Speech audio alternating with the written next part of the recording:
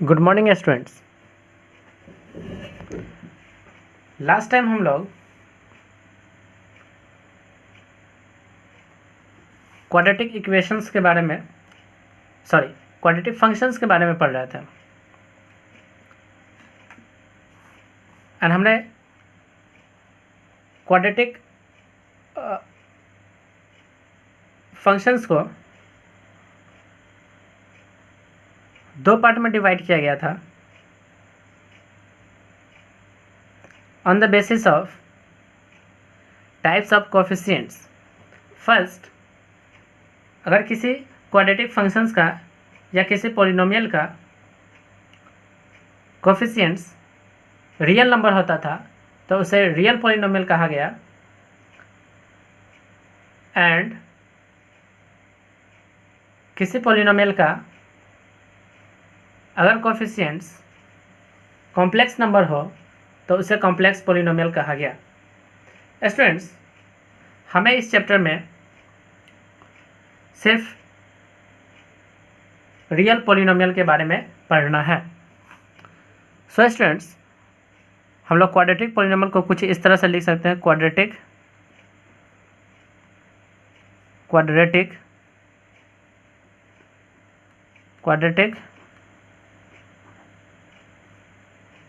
Polynomial को कुछ इस तरह से रिप्रेजेंट करेंगे। F of x equal to a x square plus b x plus c, where a doesn't equal to 0 and a b c belongs to real number. So students, अब से हम लोग क्वाड्रेटिक पॉलिनोमियल को कुछ इस तरह से रिप्रेजेंट करेंगे। स्टूडेंट्स, आप एक नोट लिख सकते हो। जो पावर होती है क्वाड्रेटिक पॉलिनोमियल की या किसी भी पॉलिनोमियल की, वो पावर हमेशा होल नंबर होना चाहिए। क्या होना चाहिए students? Power of x in polynomial must be whole number। आप लिख सकते हो कि n belongs to whole number। Okay students, कुछ एग्जाम्पल दे रहा हूँ और आपको पहचानना है कि कौन कौन पॉलिनोमियल है। एग्जाम्पल क्या है आप देखिए। विच ऑफ द फॉलोइंग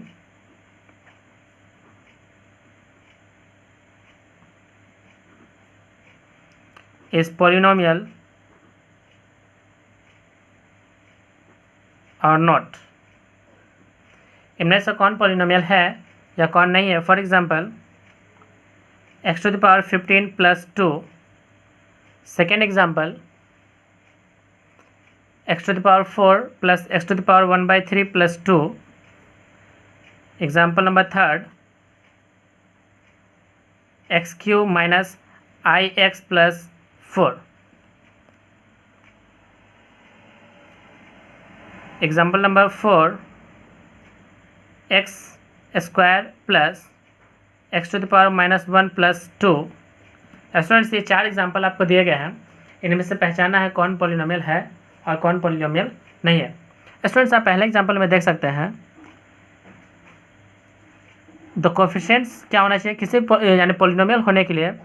जो कोफिशिएंट्स होने चाहिए वो रियल नंबर होना चाहिए एंड उसकी पावर क्या होना चाहिए, पावर ऑफ एक्स क्या होना चाहिए, होल नंबर होना चाहिए।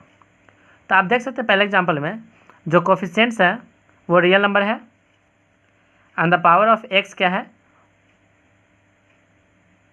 होल नंबर है। So example number first is a polynomial. Second example में देख सकते हैं कोफिशिएंट्स ऑफ अ पॉलिनोमियल, जो सेकेंड एग्जाम्पल है वो सारे के सारे रियल नंबर है, बट द पावर क्या है students, this is not whole number, so this is not a polynomial. अब ठीक है स्टूडेंट्स, इक्वेशन नंबर थर्ड में देख सकते हैं, क्वेश्चन थर्ड में कि जो कोफिशिएंट्स है एक्स के, this is not a real number which is complex number, so this is not a polynomial. Example number 4, the degree of x is -1, that's why this is not a polynomial. Okay students,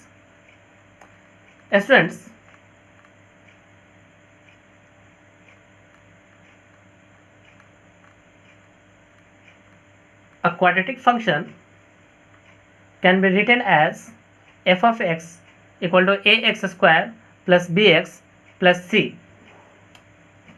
students, जब quadratic functions को equate कर दिया जाता है zero से,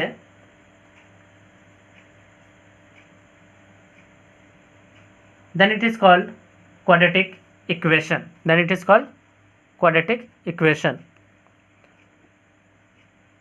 Quadratic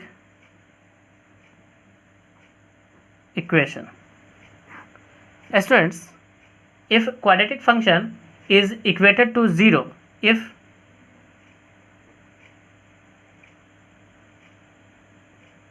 quadratic function ax square plus bx plus c is equated to zero,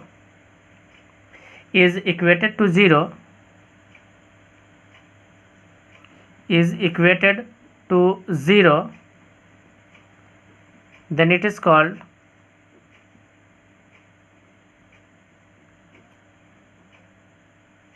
quadratic equation. आप ऐसे लिख सकते हैं a x square plus b x plus c equal to zero, where a does not equal to zero and a b c belongs to real number. This is quadratic equation. Students,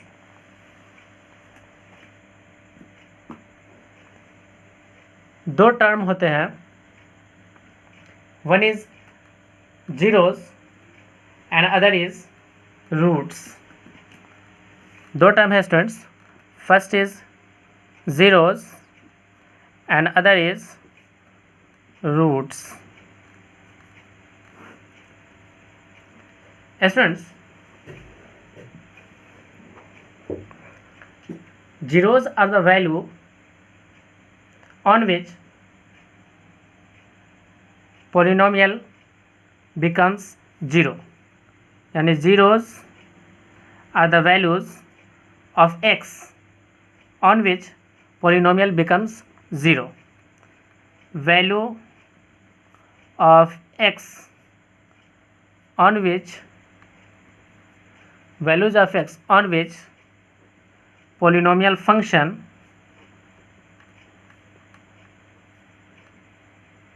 becomes zero. For example, suppose a function f of x equal to x square minus 5x plus 6. Students, आप अगर इसे factor करो तो इसके factors होंगे x minus 3 and x minus 2. Students, आप देख सकते हैं कि इस फंक्शन में अगर हम लोग x की वैल्यू 2 रखें तो वैल्यू क्या हो जाएगी, ज़ीरो हो जाएगी. Value of the function is equal to zero and अगर x इक्वल टू अगर हम लोग 3 पुट करेंगे तभी इसकी वैल्यू क्या हो जाएगी, ज़ीरो हो जाएगी. इस फंक्शन की वैल्यू क्या हो जाएगी, ज़ीरो हो जाएगी. तो हम लोग इस 2 and 3 को कह सकते हैं कि this is the zeros of polynomial x square minus 5x plus 6. तो जीरोज़ आर 2 and 3, यानी जीरोज़ कितने हो गए, 2 and 3 हो गए. यानी जीरोज़ वैल्यूज़ ऑफ एक्स होते हैं ऑन विच पोलिनोमियल फंक्शन क्या हो जाते हैं, जीरो हो जाते हैं. ओके स्टूडेंट्स, अब हम लोग डिफाइन करते हैं रूट्स को.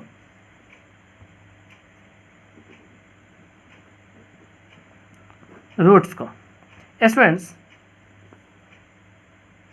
Roots are the values of x which satisfy the quadratic equation या polynomial equation. Values of x which satisfy the polynomial equation और सिंपली हम कह सकते हैं क्वाड्रेटिक इक्वेशन को, यानी x की वह वैल्यू जिसके लिए क्वाड्रेटिक इक्वेशन या पॉलिनोमियल इक्वेशन क्या हो जाता हो, सेटिस्फाई हो जाता हो। For example, suppose we have given a quadratic equation x square minus 5x plus 6 equal to 0. If we put x equal to 2, then LHS is equal to RHS, and if we put x equal to 3, then also x equal to becomes equal to RHS. Then the value of x equal to 2 and x equal to 3 which satisfy this quadratic equation. That's why this value of x equal to 2 and x equal to 3 is called roots of this quadratic equation. So roots of this quadratic equation equal to 2, 3. Okay students, तो दो term हमने define किया, एक zeros and दूसरा roots.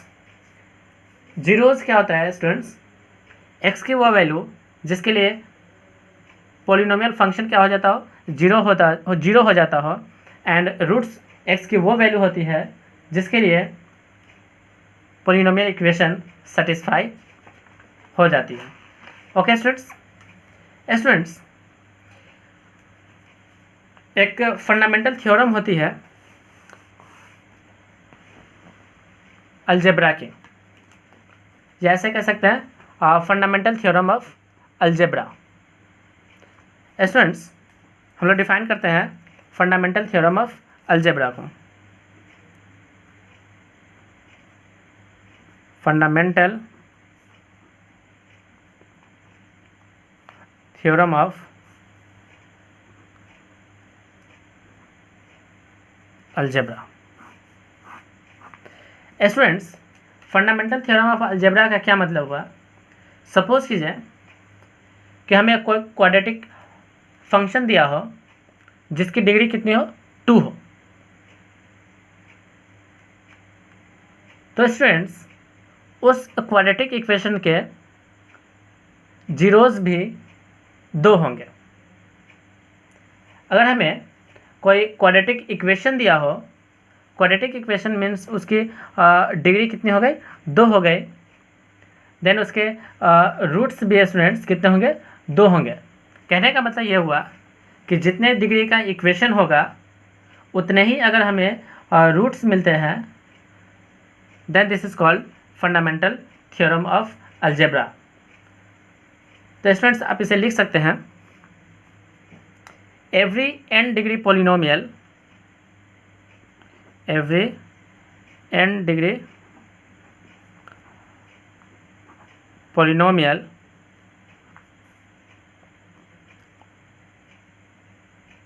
it has n zeros. This is point number first. So in similar way, every n degree polynomial equation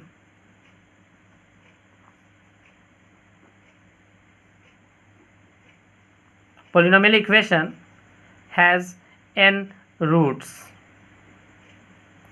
This is called fundamental theorem of algebra. Students, हम लोग equation देख करके उसके number of roots को बता सकते हैं कि इसके नंबर ऑफ रूट्स कितने होंगे। ओके स्टूडेंट्स,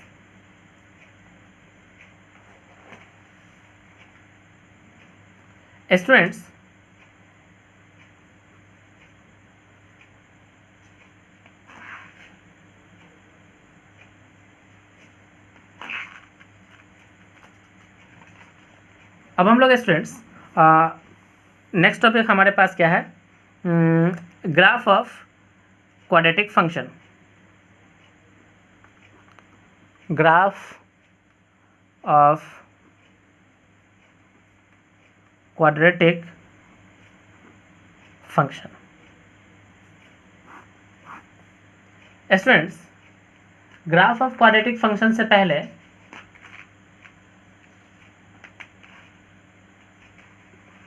हम लोग पढ़ लेते हैं कि what are the methods to solve quadratic functions या क्वाड्रेटिक इक्वेशंस। स्टूडेंट्स, हम लोग पढ़ लेते हैं what are the methods to solve quadratic equation. Quadratic equation को सॉल्व करने के लिए हमारे पास कौन कौन से मेथड्स है उसको एक बार देख लेते हैं। फर्स्ट हमारा टॉपिक क्या है? Methods to solve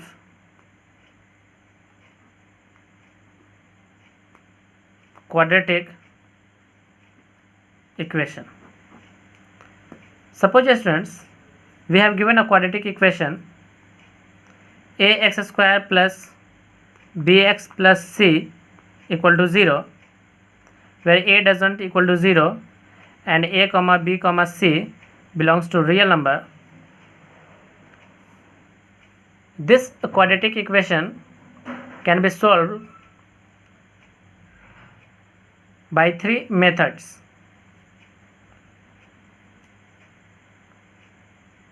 Number first, splitting middle term. Splitting middle term. Number second,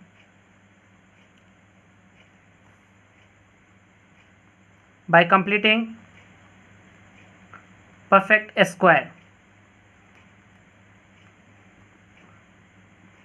Completing perfect square. And number third, by formula. By formula. This formula is called Sridharacharya.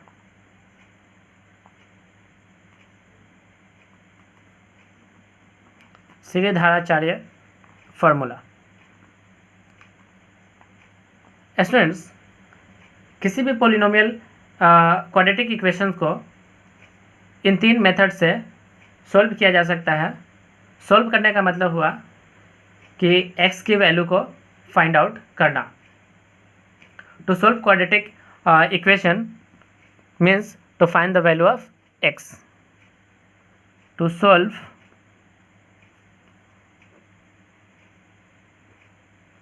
quadratic equation, this implies that to find the values of x, to find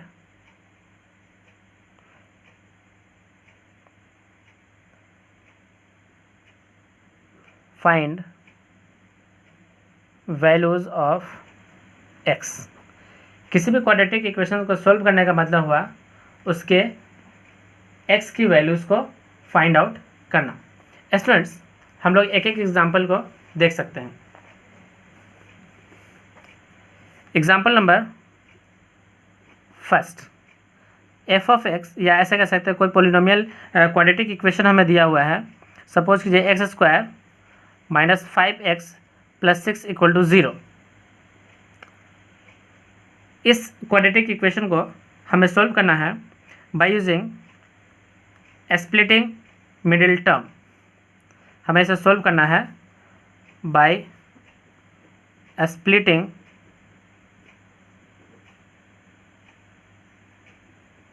middle term. Students,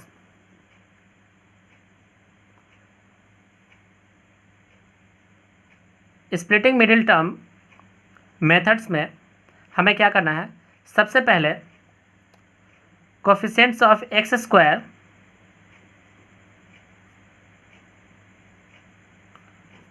को multiply करना है absolute value के साथ, means constant value के साथ, constant value के साथ, और फिर इसके क्या करना है, फैक्टर्स निकालना है। फॉर एग्जांपल के तौर पे देख सकते हैं, ये एक स्टेप नंबर फर्स्ट है, मल्टीप्लाई करना है coefficients of x square and the constant term, यानी कि इस एग्जांपल में आप देख सकते हैं coefficients of x square equals to 1 and the constant term is 6 which is equal to 6। Second step में क्या करना है स्टूडेंट्स, हमें इस 6 के फैक्टर्स लिखते हैं।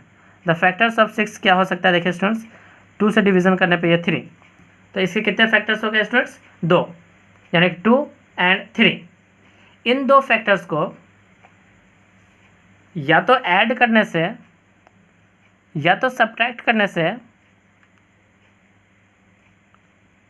अगर हमें मिडिल टर्म मिल जाता हो तो उस मिडिल टर्म को हमें इसे इस फैक्टर्स के टर्म में ब्रेक करना पड़ेगा। फॉर एग्जांपल कि अगर इन फैक्टर्स जैसे 2 एंड 3 को अगर हम लोग जोड़ते हैं तो हमारा मिडिल टर्म 5 आ जाता है, बट हमें मिडिल टर्म में माइनस चाहिए। सो स्टूडेंट्स हमें क्या करना पड़ेगा, -2 एंड -3 इसके मिडिल टर्म्स को स्प्लिट करना पड़ेगा। -2 एंड -3 के टर्म में इसके मिडिल टर्म को क्या करना पड़ेगा, स्प्लिट करना पड़ेगा। फॉर एग्जांपल आप देख सकते हैं, आप इस तरह से इसके मिडिल टर्म को हम लिख सकते हैं x² -2x -5x equal +6 equal to 0। So students यहाँ से हम लोग क्या कर सकते हैं, x को कॉमन ले सकते हैं, तो बच गया x -2 माइनस यहाँ से 5 x कॉमन ले सकते हैं या 1 कॉमन ले सकते हैं, सॉरी इसमें यहाँ पे होगा 3, तो हम लोग इसमें क्या कर सकते हैं, 3 कॉमन ले सकते हैं। तो 3 कॉमन लेने के बाद यहाँ हो गया x और यहाँ बच गया -2 इक्वल टू 0। सो स्टूडेंट्स एक हो गया x -2 एंड x -2 को हम लोग कॉमन ले सकते हैं, तो x -2 एंड सेकेंड यहाँ से बच गया x और यहाँ से बच गया 3। तो सो स्टूडेंट्स हमारे क्वाड्रेटिक इक्वेशन का जो सॉल्यूशन आया वो x equal to and x equal to कितना है, 3। इस तरीके से स्टूडेंट्स हम लोग क्वाड्रेटिक इक्वेशंस को सोल्व कर सकते हैं bye using splitting methods. Okay students, अब हमारा आता है method number second by completing square methods. इसी इक्वेशन को स्टूडेंट्स हम लोग सोल्व करते हैं by using completing square methods.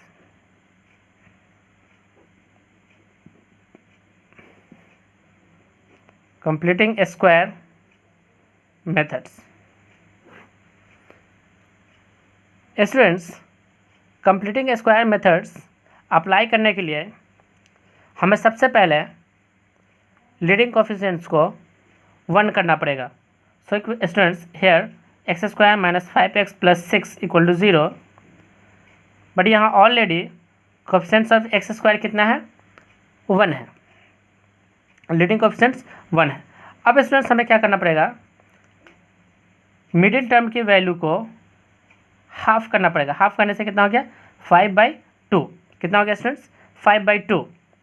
हम लोग क्या करेंगे स्टूडेंट्स, इसको ऐसे लिखेंगे, x अगर माइनस है तो -5/2 होल स्क्वायर, फिर हमें करना पड़ेगा -5/2 स्क्वायर एंड जो कांस्टेंट टर्म है उसे कांस्टेंट छोड़ देना पड़ेगा इक्वल टू 0।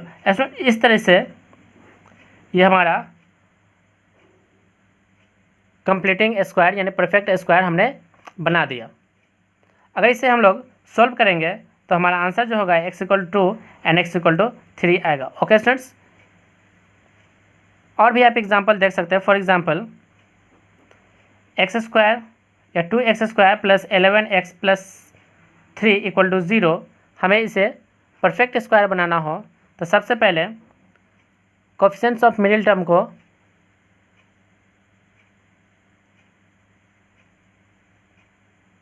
वन करना पड़ेगा। सो ये बन जाएगा x² + 11/2x + 3/2 इक्वल टू 0। उसके बाद स्टूडेंट्स हमें इसके मिडिल टर्म को बाय 2 करना पड़ेगा, which is equal to 11/4। So students जो हमारा नेक्स्ट हम लोग लिख सकते हैं x प्लस है तो प्लस 11/4 होल स्क्वायर माइनस, यहाँ पे हमें स्टूडेंट्स हमेशा माइनस लगाना पड़ेगा, minus 11/4 square plus constant term 3/2 which is equal to 0। Students ये हमारा परफेक्ट स्क्वायर बन चुका है।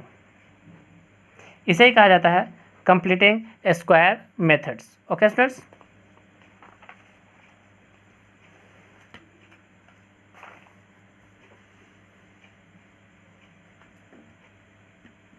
स्टूडेंट्स नेक्स्ट होता है हमारा फार्मूला बाय श्रीधराचार्य मेथड्स। तो स्टूडेंट्स इसे हम लोग कुछ इस तरह से लिख सकते हैं, आप लोग देख सकते हैं। फॉर एग्जांपल हमें गिवन है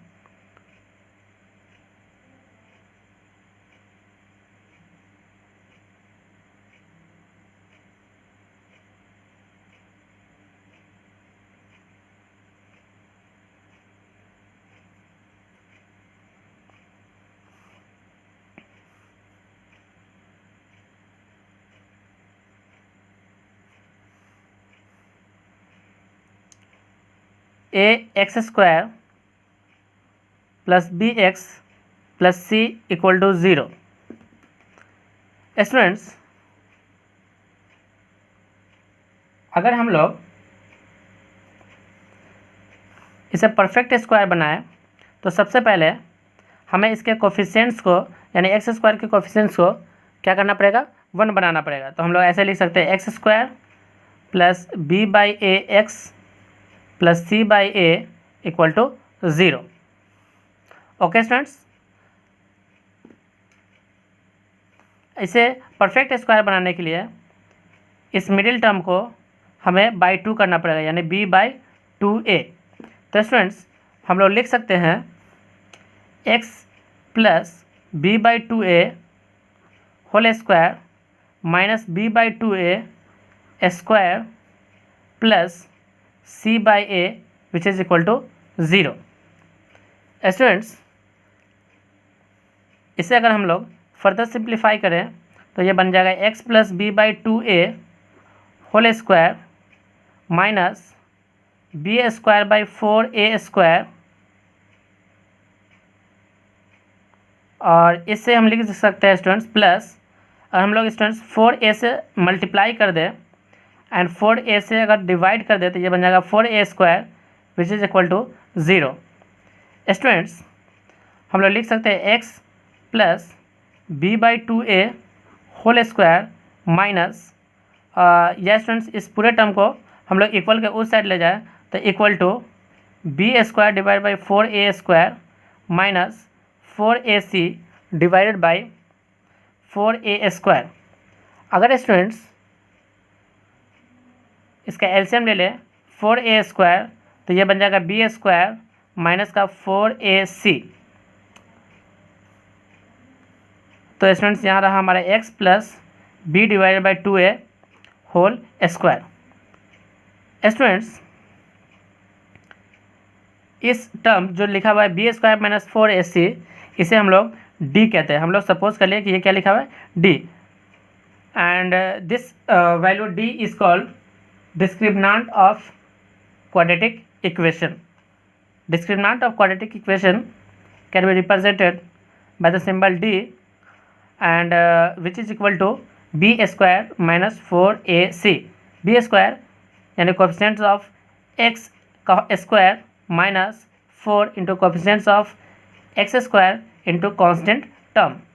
सो स्टूडेंट ये रहा हमारा d डिवाइडेड बाई 4a², इस तरफ रहा students x divided by 2a का होल स्क्वायर। स्टूडेंट्स जब भी इस तरफ से स्क्वायर उठ के अगर RHS की तरफ जाए तो रूट अंडर लगेगा, और साथ ही साथ हमें क्या लगाना पड़ेगा, एक प्लस एंड माइनस लगाना पड़ेगा। क्यों? क्योंकि क्वाड्रेटिक इक्वेशंस के 2 रूट्स होते हैं, इसलिए हमें क्या करना पड़ेगा स्टूडेंट्स, एक प्लस और एक माइनस लगाना पड़ेगा। So x plus b divided by 2a which is equal to plus minus root under d divided by 2a। Students अब हम लोग क्या करते हैं, इस b/2a को उस साइड ले जाते हैं, तो क्या बन जाएगा, x equal to b/2a plus minus √d divide by 2a which is equal to b plus minus √d divide by 2a which is equal to x। And इसे लिखा जा सकता है x equal to b plus minus √b² minus 4ac divided by 2a। This is the solution of quadratic equation by using Sridharacharya method, यानी x equal to b plus minus b² minus 4ac। Students हमने क्या देखा था कि जो d की value आया था वो कितना आया था, b² minus 4ac। This is called discriminant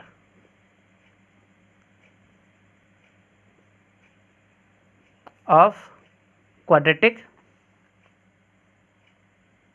equation. Okay students, next class में हम लोग आगे पढ़ते हैं। Thank you.